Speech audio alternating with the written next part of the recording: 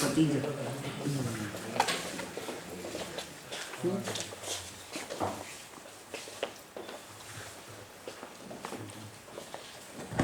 Buenas noches. Iniciamos hoy la segunda mesa de trabajo que habíamos comentado el día anterior con Literatura y Liberalismo de Isabel María Pérez, y hoy nos acompaña José María Pedraja Muñoz. El tema de José María es la arquitectura del liberalismo en Badajoz. Perdón. Chaparro. Aquí tenemos un de computador, perdón. José María Pedraja Chaparro nace en Badajoz.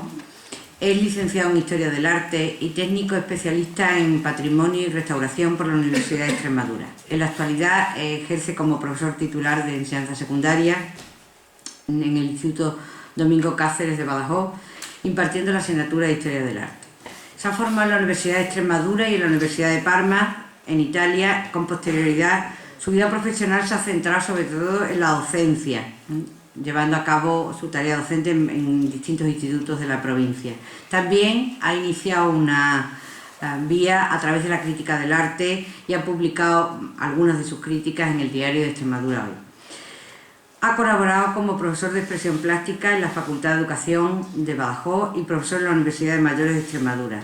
Hay que resaltar en ese camino sus investigaciones en el ámbito del arte extremeño, y su tesis doctoral versa sobre la pintura de Badajoz en el primer tercio del siglo XX. En 1994 obtiene una beca de investigación de la Asamblea de Extremadura para estudiar en Roma. A raíz de esa beca comienzan algunas de sus publicaciones: La Sociedad Económica de Amigos del País, en Historia de la Caja de Ahorros de Badajoz, La pintura extremeña del siglo XVIII, en el Museo de Bellas Artes de Badajoz, Pensionado en Roma, de Timoteo Pérez Rubio, y La formación artística del pintor Nicolás Mejía. Es precisamente esa su última y gran obra, donde realiza un maravilloso y magnífico estudio sobre el pintor Nicolás Mejía, que fue publicado en Caja Badajoz. Para nosotros es hoy un honor tenerlo aquí, primero porque está en su casa, porque él pertenece como socio a la Sociedad Económica de Amigos del País, y porque además era necesario, dentro de este ciclo de la historia de la ciudad de Badajoz, que la arquitectura, el arte y el pensamiento de todo este momento que estamos trabajando alrededor de la Constitución de 1812 pudiéramos tener una investigación reciente como la que él nos va a desarrollar. Es para mí, además, personalmente todo un placer el poder estar aquí con él en la mesa, puesto que la amistad nuestra hace muchos años que existe, y es realmente satisfactorio el poder ir contando cada día con novedades en el mundo de la investigación. José María, cuando tú quieras. Muy bien, muchas gracias. Voy a levantarme. Vale.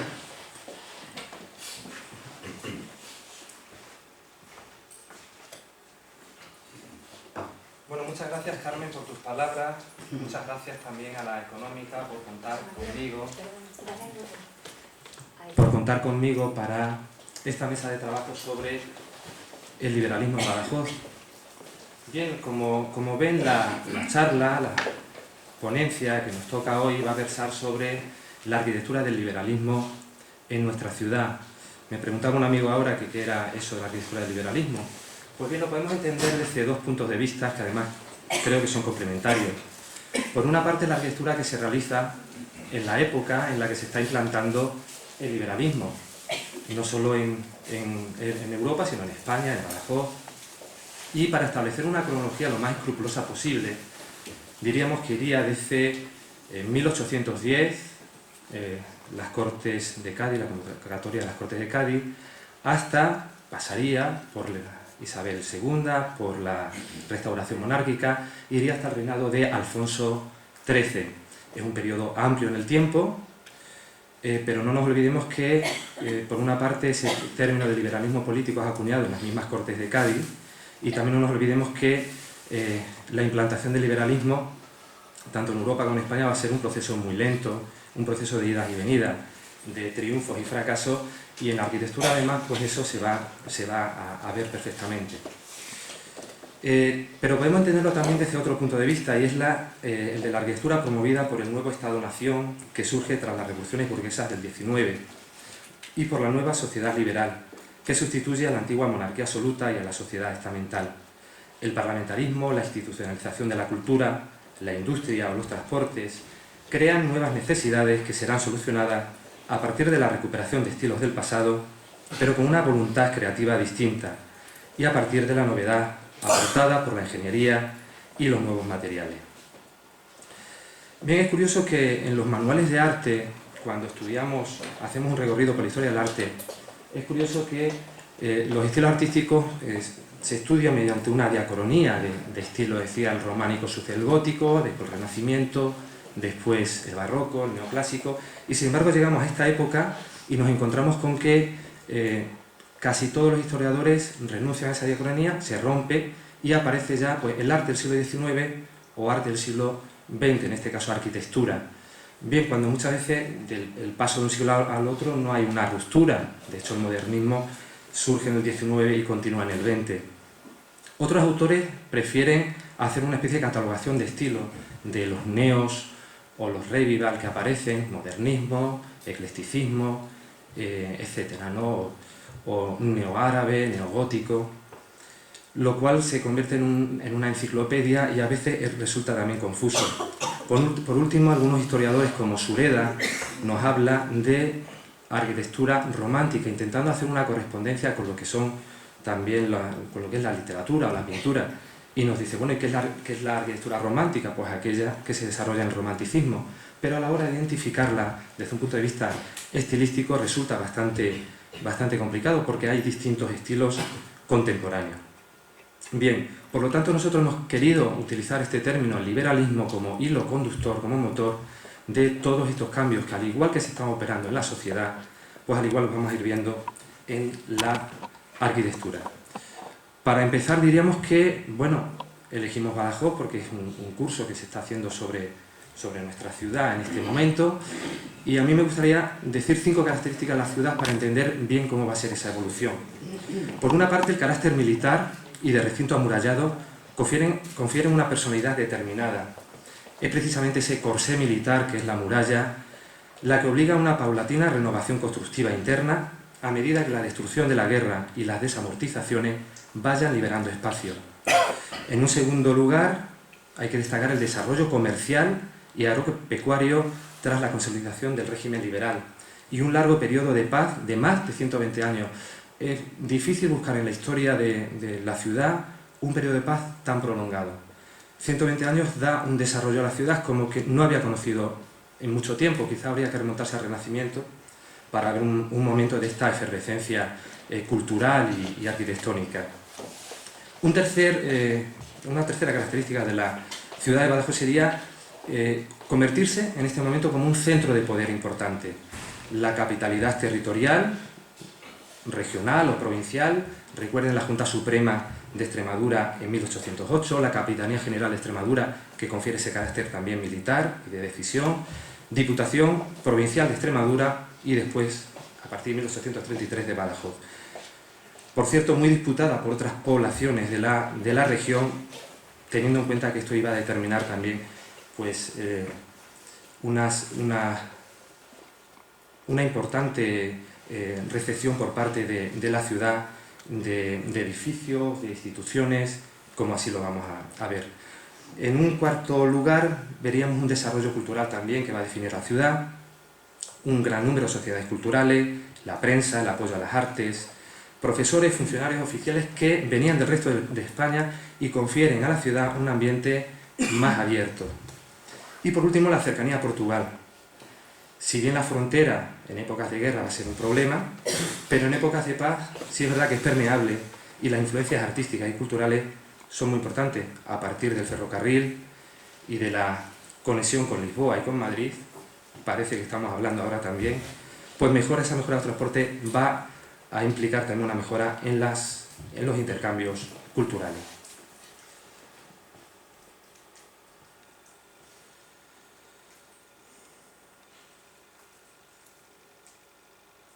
Bien, estableciendo este recorrido, como he dicho, que parece que es amplio, pero es como es la implantación del liberalismo, podríamos establecer 3 periodos para entender cómo se desarrolla la arquitectura en nuestra ciudad. Un primer periodo, partimos desde las Cortes de Cádiz, 1810, 1812 va a ser importante en Badajoz, pues claro, la destrucción de la ciudad es tan amplia que va a suponer un comenzar de nuevo. Hasta, hemos creído conveniente, analizando las obras que hay en la ciudad, hasta mediados del siglo XIX, 1850. Es un periodo caracterizado por las tensiones que hay entre el absolutismo y el liberalismo, por esos problemas que va a acarrear las medidas liberales, y en la ciudad se va a caracterizar durante mucho tiempo por una reconstrucción, primero de la muralla, después de los cuarteles y después de las viviendas. Se quejan los habitantes de la época de las preferencias que tenían lo militar a la hora de acaparar pues, la cal, los materiales y no reservarlos para sus viviendas. Un segundo periodo quería desde mediados del siglo XIX, y cogeríamos también la primera década del siglo XX, 1910, después veremos por qué. La segunda década del siglo XX va a ser muy productiva, en la que conviven una serie de estilos arquitectónicos, empezando por el clasicismo, que va a ser realmente el hilo conductor, también el eclecticismo. Para entendernos, el eclecticismo es cuando hay una mezcla voluntaria por parte de los clientes y de los arquitectos, una mezcla de estilos, y después también se introduce la arquitectura del hierro. En historia estaríamos hablando de la consolidación del liberalismo, y se ve en Badajoz de una manera muy importante con la consecución de los grandes proyectos arquitectónicos de tipo público. Estamos hablando, por ejemplo, del Ayuntamiento, de la Diputación, del Teatro López de Ayala, del Mercado de Abastos, del Instituto de Segunda Enseñanza, es decir, muchos edificios de carácter público, institucional. Ahí nos remitimos a la importancia que tenía, por lo tanto, la capitalidad, el centro de poder, porque acapara una serie de servicios que si no hubiera sido imposible. Y una tercera etapa, que llegaríamos a 1930, en este largo proceso de paz que sí existe, en la que conviven una serie de movimientos, modernismo, historicismo y regionalismo. Y es más, realmente es una tendencia, una doble tendencia entre la apertura a lo nuevo, la apertura a Europa, que va a significar el modernismo, y por otra parte esa tendencia más casticista que va a suponer el historicismo, con un marcado carácter regionalista. Es la época en la que la ciudad se puede decir que está caracterizada por el desarrollo de la burguesía, y destaca sobre todo, aunque va a haber también algunos ejemplos públicos, destaca sobre todo la arquitectura comercial y las viviendas de la burguesía. Bien, hay una serie de constantes estéticas, en todo este periodo, 1810-1930, en las que vamos a ir, ahora con algunos ejemplos vamos a ir viendo. La pervivencia del clasicismo, bien severo o bien manierista, pero es verdad que enlaza desde el neoclasicismo. Fíjense ustedes que cuando la guerra es tan destructiva, marca un inicio en la ciudad de Badajoz, hay dos tendencias arquitectónicas a las que se puede remitir para comenzar de nuevo. Una es el tardobarroco, más apegado quizá, las dos son del antiguo régimen, el tardobarroco más apegado a las construcciones eclesiásticas, y la segunda es el neoclásico, que tenía algunos ejemplos importantes en la ciudad, como después veremos. Bien, pues hay una secuencia que enlaza con el neoclasicismo y continúa y lo impregna todo. No solo el lenguaje clásico institucional de los edificios oficiales, sino incluso la arquitectura del hierro. La arquitectura del hierro, que parecía separarse tanto, vamos a ver cómo tiene algunos detalles como columnas de orden corintio, o incluso el modernismo que se alejaba de lo antiguo o de lo nuevo, también se impregna de ese clasicismo. Una segunda constante estética va a ser la progresiva ornamentación. Condicionantes también de tipo económico, no cabe duda. Al principio las fachadas, las arquitecturas son muy desnudas, siguiendo esa tradición de cuarteles y de conventos, y paulatinamente se va recargando, tanto a los exteriores como en los interiores. Una tercera va a ser la mirada al pasado, no ya al pasado clásico que estaba presente con el neoclasicismo, sino al pasado medieval, al pasado gótico, desde ensoñaciones románticas que alentan al despertar de los pueblos hasta búsquedas identitarias, nacionales o regionales. Aquí sobre todo se va a observar esto ya en el siglo XX, aunque hay neogótico, algunos ejemplos en el siglo XIX, pero sobre todo en el principio del siglo XX. Y por último, referencia a Europa, es decir, la búsqueda de Europa, la búsqueda de la modernidad. De Roma a París hay como un traspase también de un sitio al otro. Los propios artistas al principio iban a Roma, como el caso de Nicolás Mejía, después van a París. Roma también era más el clasicismo y París más la modernidad. En definitiva, esa búsqueda de la modernidad. Esas referencias europeas que les estaba comentando se pueden ver con algunos ejemplos. Italia va a marcar el clasicismo, por supuesto, y se ven algunos edificios como el Teatro López de Ayala, muy italiano, el teatro antiguo, claro, no la reforma ya posterior, que vamos a ver la comparación, o el patio del Hospital Militar. Otra referencia va a ser Francia, tanto en la arquitectura del hierro como en el modernismo. Se puede ver en el mercado de abastos, o en el kiosco de San Francisco, o el modernismo en la Casa Álvarez o en la Casa Ramallo. En Bélgica el modernismo también es el modernismo ondulante, porque vamos a ver dos tipos de modernismo. Se puede ver en la Casa Ramallo, que hay un recuerdo a Víctor Horta, el gran arquitecto belga. Y después de Austria, la secesión vienesa, que marca ese otro modernismo de tipo más geométrico, en el Garaje Pla, o incluso también Macintosh en el antiguo Banco de España, con esos volúmenes severos. Bien, un breve repaso a lo que va a ser la institucionalización de la cultura, una de las grandes conquistas del liberalismo en el siglo XIX, y vamos a ver cómo tiene esa secuencia en la ciudad de Badajoz y cómo se va a ver reflejado también después en la arquitectura. Mantenemos las tres mismas etapas cronológicas que hemos visto: las tensiones absolutismo-liberalismo, consolidación, liberalismo y desarrollo de la burguesía, y tenemos una fecha clave, la Sociedad Económica de Amigos del País, en 1816, como centro creador, no de actos culturales, sino económico, y que va a promover la creación de grandes proyectos, muchos de ellos continúan hoy. Las tres que tienen más importancia al principio, fíjense en qué época, de 1820 al 23, trienio liberal, la Cátedra de Agricultura, la Universidad de Provincia y la Cátedra de Dibujo, que van a tener una vida muy breve. Y ya en el reinado de Isabel II, el Instituto Central de Secundaria y la Escuela Normal de Maestros, que sí van a tener una trayectoria más larga, ¿no? Algunas condicionantes también económicos, como va a ser la creación del ferrocarril en 1866 y la instalación de Crédit Mobilier, una empresa financiera francesa ligada a los ferrocarriles, ya en los años 50. La importancia, como decía, de ese centro de poder y cultural que va a tener la ciudad, que después se va a manifestar también en el Banco de España o en la Caja de Ahorros de Badajoz, 1889, creada por las sociedades económicas. Instituciones culturales que van recogiendo esa evolución social también: el Liceo en 1839, que es el casino, más de la alta burguesía; el Liceo de Artesanos, ya la clase media. Eran centros culturales, eran centros también, como el Centro Obrero en 1892, también como una mutua de beneficencia.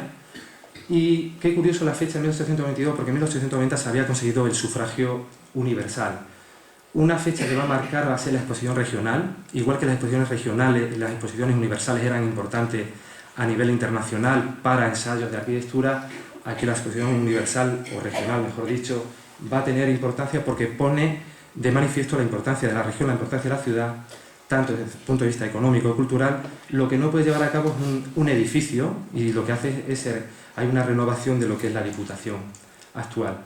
Bueno, las enseñanzas artísticas o la cultura, pues la Biblioteca de la Económica, Nicolás Mejía en Roma y París, como preludia este artista también becado por la Diputación, preludia este camino de lo clásico a la modernidad, y la Academia de Dibujo y la Escuela de Arte y Oficio, que va a tener una importancia capital en la arquitectura, porque igual que Ruskin hablaba de Art and Crafts, lo que es arte y oficio, la necesidad de recuperar los oficios artesanales para incorporarlos a la arquitectura, pues vamos a ver que aquí la Escuela de Arte y Oficio va a producir un gran número de artesanos y de artistas que van a ejercitarse y van a tener un protagonismo en los edificios, tanto dentro, en los interiores, como fuera. Pintores que a partir de este momento pues van a ilustrar con sus obras los interiores, los portales, los salones de los grandes edificios. Bueno, la granja agrícola, como ese recuerdo de la Cátedra de Agricultura que inaugura Alfonso XIII, con un nuevo edificio también de sabor clásico. Y por último, en el último periodo, esa mirada ya al regionalismo, que realmente en regionalismo cultural es muy importante en Badajoz, con la creación del Museo de Bellas Artes, cuyo germen son esos artistas pensionados, el Centro de Estudios Extremeños y la Exposición Iberoamericana, que vamos a ver, en este periodo final vamos a ver esas dos tendencias, casticista y la tendencia modernista. Pues fíjense, en la exposición del año 29, el Ayuntamiento de Sevilla prohíbe presentarse a todos los proyectos que tengan estilo modernista, lo prohíbe. Bueno, la arquitectura militar de la ciudad, vamos a ver que va a estar caracterizada, vamos a pasar ya a ver algunas obras, está caracterizada por la reconstrucción de la ciudad tras la destrucción de la Guerra de la Independencia. Vamos a ver ahora en un plano una liberación de espacios muy importantes a través de las desamortizaciones, espacios que son ocupados por cuarteles principalmente. Es curioso también que la nobleza cede sus espacios a las nuevas instituciones liberales, voluntariamente, pero es un traspase de poder simbólico, pero realmente en el fondo es que están copando también las nuevas instituciones liberales. La arquitectura continúa modelos de cuarteles, modelos de cuarteles y conventos, carácter funcional, elementos constructivos propios de la arquitectura popular que se recuperan y la sobriedad constructiva de materiales pobres.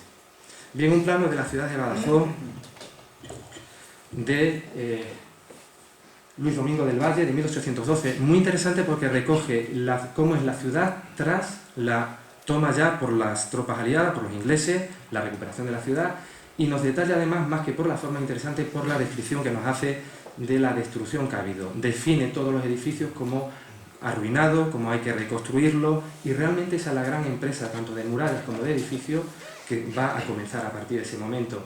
Bueno, algún recuerdo todavía de aquella época, parte del cuartel de San Pedro, que recogía algunas construcciones anteriores, como continúa todavía en ruina, y en 1853 el plano de Coello nos define muy bien lo que eran algunos espacios que se van a ocupar con las nuevas instituciones. Vemos aquí, por ejemplo, lo que es el campo de Santo Domingo, que va a ser, claro, los nuevos parques, el parque de Castelar, los antiguos conventos como Santo Domingo, como San Francisco, como Santa Catalina, más para allá, pues van a ser utilizados por las nuevas, o bien por cuartel o por las nuevas instituciones y arquitectura y edificios del liberalismo. Bueno, a vista de pájaro, una foto de archivo en la que se identifican esos lugares. Todavía en 1914, todavía la maestranza de artillería, lo que es el Hotel Zurbarán o Santo Domingo, o aquí Ingenieros, al lado de San Francisco, todavía mantenía la ciudad, no se había roto ese corsé militar. Aquí también el cuartel de la Bomba. Todos estos cuarteles habían sido también, algunos del siglo XVIII habían sido muy destruidos, y aquí el solar donde se va a hacer el López de Ayala, y aquí el solar importante donde se van a instalar todas las instituciones liberales, de creación liberal, quiero decir, como la Sociedad Económica, Institutos según la Enseñanza, Diputación, Museo, etc. Bien, el clasicismo.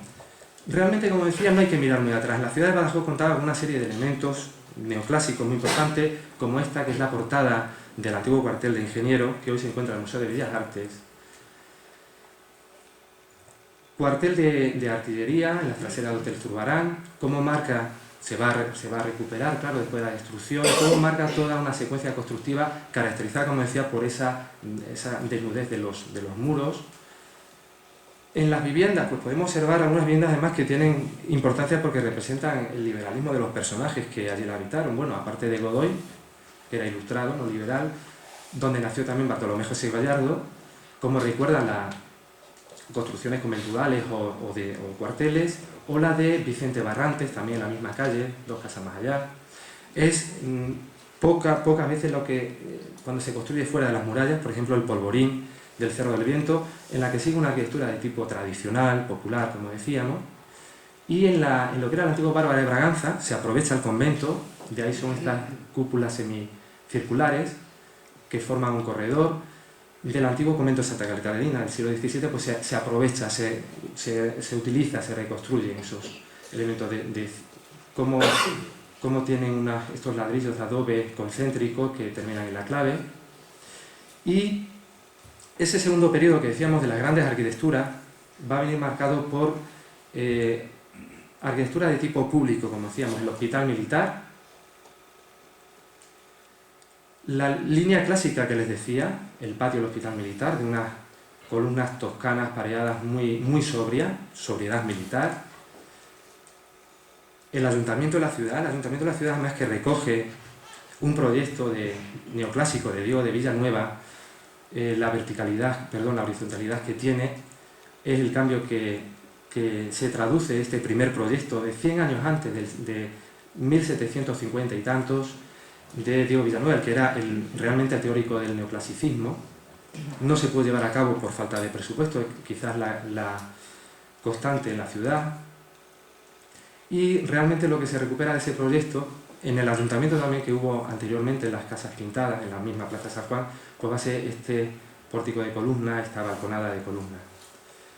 Bueno, el clasicismo también en los interiores, paraninfo del antiguo instituto, paraninfo en el que todavía, bueno, la policromía ya es distinta. Es curioso cómo la policromía también va evolucionando la ciudad, tanto en los interiores como en los exteriores. El antiguo retablo de Santa Catalina, que está detrás del paraninfo, ha sido recuperado ahora con la última restauración. Y después, en esa línea clásica y muy italiana, estaría el Teatro López de Ayala, de 1864, se termina en el 86, muy italiana, que además recuerda a los palacios renacentistas del 580, los teatros italianos del siglo XVIII también, y que con el incendio, la reforma que se hace, pues se rompe esa horizontalidad típica renacentista, y bueno, aunque tenga mayor monumentalidad, con estas torres y con una planta más, se pierde ese sentido. Sigue teniendo importancia también la arquitectura en este segundo periodo, la arquitectura militar, la Capitanía General de Extremadura, que recupera elementos clásicos, el frontón, muy interesante, o el gobierno militar de la calle Meléndez Valdés, también muy sobrio, la arquitectura militar mantiene esa sobriedad, y después como lo institucional, como cuando hay un lenguaje institucional, en este caso el clasicismo, pasa también a lo que son las viviendas o otras casas privadas. El Museo de Bellas Artes actual, que fue además Banca Crespo, fue una banca con una secuencia de arcos de frontones curvos muy interesante. Y ya llegamos, cuando ese clasicismo se va complicando, llegamos ya a una mayor carga decorativa, y lo vemos en la fachada del antiguo Bárbara de Braganza. Estamos hablando ya de 1912, es decir, que es que el clasicismo y ese eclecticismo final, la verdad es que se prolonga a lo largo del tiempo. O en la fachada de la Diputación, que se hace en 1892 con motivo de esa exposición regional. Se introduce también elementos del hierro en el interior, elementos constructivos que ya se utilizan como decorativos, como pilastras, como arcos, y por último esa secuencia también clásica en la granja agrícola o la Escuela Instituto Práctico de Agricultura, con esta puerta clásica también recuperada, en la que ya se ve la rejería, pues un anuncio de lo que va a ser el modernismo. La arquitectura del hierro, ante la necesidad de grandes espacios, de rapidez, de economía de medios, pues se encargan estos grandes mercados que proceden de Sevilla. En los años 70 pues ya hay una degeneración, destrucción también del entorno, y finalmente en la universidad como biblioteca y como salón de actos de la universidad, aunque la próxima rehabilitación, ya veremos también la valoración que podemos hacer, la próxima rehabilitación parece que puede ocultar la belleza de este edificio. Y lo que les decía, lo que es el clasicismo, también la arquitectura del hierro, pues un capítulo, una columna corintia en la fachada del mercado de abastos, o incluso en el patio del edificio que hemos visto antes, del Instituto de Segunda Enseñanza, también un capitel muy clásico, corintio. Y realmente hay que ver lo que supone la arquitectura del hierro en este momento, porque es, en la guía del forastero en el 1822 se dice que, bueno, que está en pugna la torre, esta es la torre del Palacio Municipal, está en pugna con el estilo clásico. Y es verdad, a veces nosotros lo vemos ya de una manera pues normal, pero supuso un choque estético importante. Bien, y en el último periodo ya veíamos cómo había una serie de historicismos, quizás el más importante en Europa va a ser el neogótico, porque es al que se remiten los estados-nación a la hora de de buscar sus orígenes, pero en Extremadura, aunque hay elementos neogóticos anteriores, Museo de Bellas Artes de la calle Duque San Germán tiene unos arcos apuntados del siglo XIX, pero es sobre todo este edificio de 1919 ya, las adoratrices, ahora ya restauradas, las que mejor lo definen. Y bueno, la transformación urbana que se produce, por ejemplo, en la Plaza de la Soledad. Estamos a principios del siglo XX, en esta foto, todavía vemos una ciudad en la que destaca más lo rural, lo provinciano, y esa transformación con una serie de edificios, interesantes además, edificios de distintas tendencias, pero que resume todo en el mismo contexto, que resume lo que van a ser esas tensiones entre el eclecticismo, entre el modernismo y entre el regionalismo, ese casticismo que representa la Giralda. Bien, dentro del modernismo, en Badajoz, una de las casas fundamentales sería la Casa Álvarez, muy parisina también. Por resumirles mucho, el modernismo, el modernismo orgánico, que se llama, una de las características fundamentales va a ser el movimiento ondulante, la carga que tiene también decorativa en las fachadas y en los interiores, el trabajo de los artesanos que vuelven a la forja, en la rejería, pero no se olvida el clasicismo, esa constante clásica que decía, los relieves, muy clásicos, junto a otros relieves ya geométricos más propios del modernismo. La otra casa, que no entrará ahora, es un prefuncionalismo que se desarrolla en la ciudad a partir de los años 30. Y bien, y la Casa Ramallo, que es muy interesante porque realmente es el proyecto de un arquitecto catalán, aunque aquí sigue el trabajo de artistas locales. No renuncia tampoco a ese naturalismo floral, y en el interior sí que vemos un recuerdo de Víctor Horta, ese gran arquitecto belga que comentábamos anteriormente. El trabajo de los artesanos, de los artistas, es muy importante, tanto en la azulejería, que viene importada además de Cataluña, o en las rejas de latón, de la barandilla de latón, o en todo el trabajo de estucos también. Las tres campanas, decíamos antes, que se desarrollan sobre todo en casas de la burguesía y también en edificios de tipo comercial, que entran en competencia. Fíjense qué curioso esa competencia de estilos, de lenguaje, muy cerca de dos edificios comerciales que se dedican a las telas o a los juguetes, ¿no? También. La Giralda, ese casticismo, y las tres campanas reflejan el modernismo, es decir, la mirada a Europa. Se observan otros edificios de la misma Plaza de la Soledad, y después vemos ese otro modernismo, que podríamos decir modernismo geométrico, que se desarrolla en el Garaje Pla. Son edificios que necesitan ya una gran capacidad interior, dibujos en la fachada que parece ser que hizo o Blanco Long o Antonio Juez.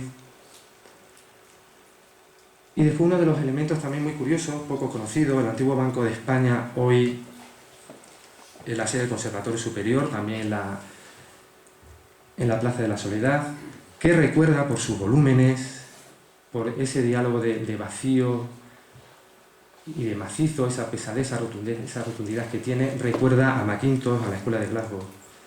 Y después vemos la otra tendencia que se desarrolla en este momento.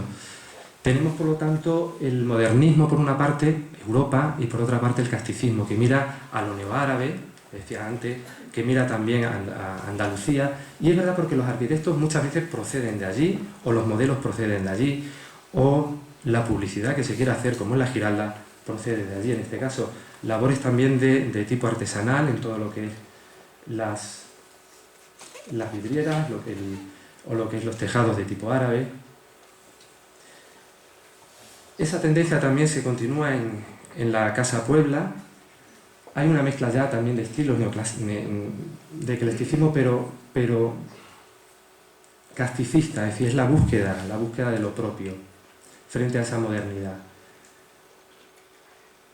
Y para terminar, decirles también la valoración que debemos tener de esta arquitectura, porque a pesar de las guerras, del desarrollismo urbano, de los crónicos ataques al patrimonio, es posible al día de hoy hacer una lectura de la arquitectura creo que lo hemos intentado hacer, de liberalismo de toda esta secuencia. Pero falta todavía valorar mejor su conjunto, seguir corrigiendo ese Badajoz roto que todavía se observa, aunque hay todavía algunos lugares, algunas calles, algunas plazas en las que se puede todavía ver ese Badajoz del liberalismo. Cuando ponemos en valor todo este ambiente, todos estos edificios, no nos debemos olvidar que la finalidad no debe ser exclusivamente la turística, ni de fachada, no hacer un museo muerto, sino no debemos olvidar que es la habitabilidad de los edificios. Adaptarlos a nuevos usos con nuevos materiales es importante, para diferenciar además lo nuevo de lo antiguo. Y se debe evitar hacer los falsos históricos, lo que llamamos falsos históricos, es decir, repetir lo que ya se hizo cuando incluso no sabemos si fue así. Pero el verdadero peligro está en la adulteración arquitectónica, en entrar en competencia con lo que se quiere restaurar, cuando la mejor restauración muchas veces es la que no se nota. Caer en ese relativismo de que cualquier cosa vale, creo que hoy en día es un peligro. Y bueno, por mi parte nada más. Si quieren alguna pregunta, porque el formato de la mesa que hemos... Si quieren comentar algo, algún debate, preguntas... Yo creo que tenemos que empezar aplaudiéndote, ¿no? Claro.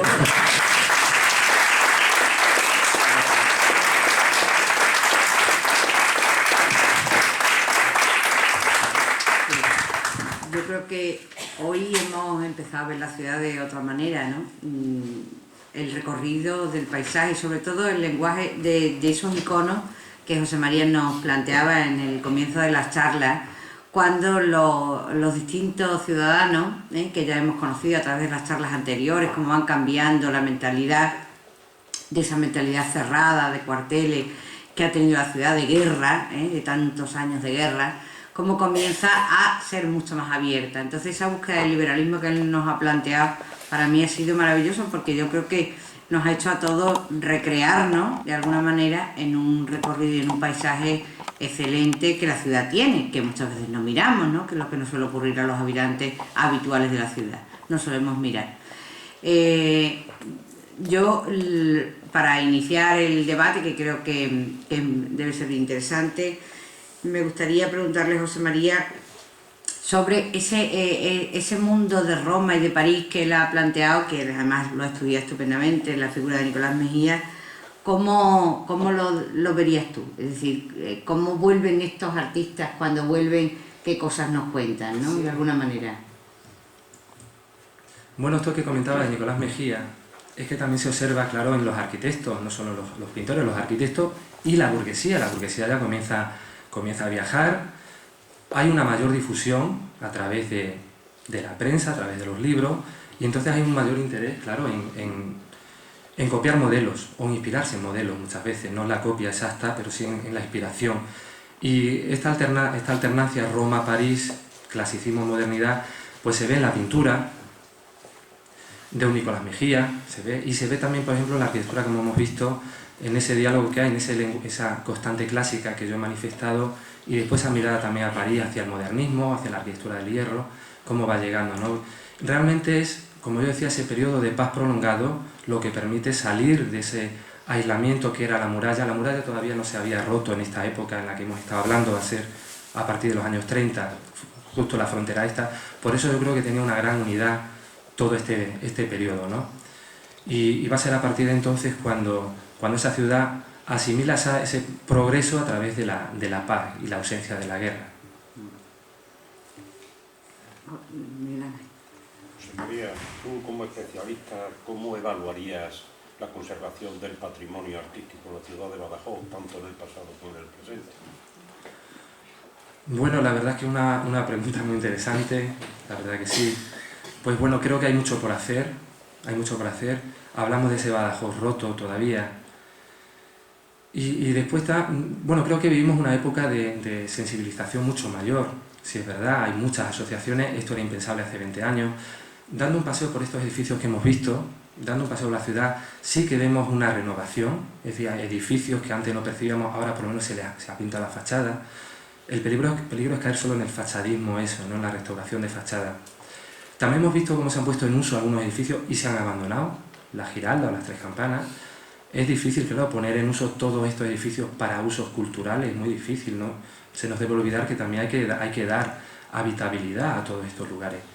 Y creo que es la gran asignatura pendiente, porque ver el conjunto, creo que todavía estamos a tiempo de hacer esa lectura de conjunto patrimonial.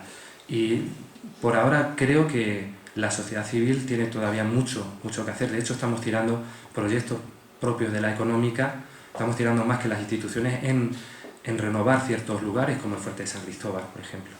No es cuestión solo económica, cuestión de voluntad y de interés. ¿Alguna otra pregunta? Joaquín. José María, yo he llegado un poquitín tarde. Sí. Y no sé si has quitado. Entonces, el viaje a Italia con los arquitectos y los pintores, esos que Sí. has señalado en la intervención última o penúltima, me parece muy significativo. Francisco Vaca, el que era arquitecto, he visto en su casa, vi aproximadamente 8 tomos. Sí. 8 tomos manuscritos con dibujos y con señales de ese viaje a Italia, que está inédito. Quiero decir con esto que Sí. lo que ha señalado de que nuestros arquitectos o nuestros pintores van hacia Italia, también es conocido Covarsí también, claro, y hace el libro de viaje. Quiero decir que es muy significativo lo que tú has señalado. Claro, el viaje y además lo que queda del viaje, que muchas veces, bueno, en este caso es inédito, pero lo que queda de enseñanza y para los demás también, ¿no? El peligro también del viaje es, bueno, Francisco Vaca después trabaja con Mercadal, que es otro arquitecto que está en la Academia Española en Roma, y es el que hace, bueno, se inunda de clasicismo, y es el que hace un proyecto en el que contemplaba la destrucción de toda la muralla de la ciudad, e incluso una gran vía, no la calle Mayor que se hizo después, pero una gran vía que llegaba a la Plaza de España, y como la Plaza de España no le gustaba a Mercadal, pues había que hacerla cuadrada y tiraba la catedral entera también. Es decir, que es el peligro del viaje. Hay un plano, lo que pasa no se aprobó ni ese ni el otro, se aprobó un término medio, en definitiva, ¿no? Sí, pero claro que es importante ese viaje. Y como Carmen decía, claro, salir de ese recinto, salir de aquí, de la frontera, y ahora que tampoco hay frontera, ¿no?, hacia el otro lado, claro que es importante. Pero fíjate tú que cuidado hay que tener con los proyectos maravillosos de los arquitectos para ser los divinos y los únicos y los indiscutibles en algunos casos, porque, vamos, nos quitan hasta la catedral, yo no Sí, sé sí, es verdad. qué habría pasado. Hay que guardar ahí un equilibrio inestable, complicado, ¿no? Pero... Como ven, no he hablado de... Ha salido el hospital militar, pero no he dicho nada. Nada. No he dicho nada. De hecho, no ha salido en la fotografía. Que se puede... Ni en la... ¿Hay algo nuevo en el hospital militar? ¿Va a salvo allí? No, En la foto en blanco y negro no salía. no sale.